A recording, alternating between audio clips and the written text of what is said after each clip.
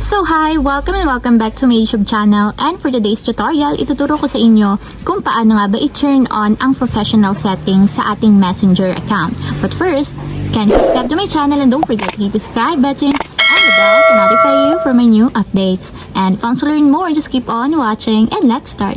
So ayan guys, sa bagong update ulit ni Messenger, ang dumagdag naman na features is yung professional settings dito sa mismong Messenger.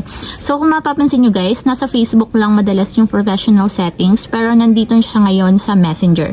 So ayan guys, papakita ko sa inyo kung paano nga ba ito turn on or i-enable sa Messenger. So open lang natin yung ating Messenger app. Then mula dito sa chat list, itap nyo lang yung 3 horizontal lines na nandito sa upper left corner. Then tap natin yung settings button para mapunta tayo sa Messenger settings. Then after nyan, i-scroll up naman natin. And dito sa preferences guys, hanapin nyo yung professional settings. So dapat nga pala updated yung inyong app para meron ng bagong features regarding sa professional settings. So open na natin yung professional settings and then tap natin yung turn on messaging tools. Then pagka-tap, ganito yung lalabas. So advantage to sa Messenger since nga dito na natin maa-access yung mga nagchat-chat sa atin kapag naka-professional mode tayo sa Facebook. So tap lang natin yung continue.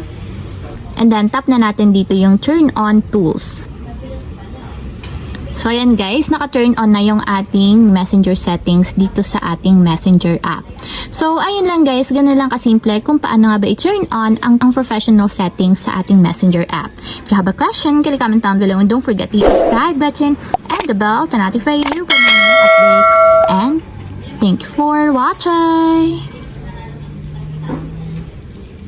Living life, every day, late at night, not okay.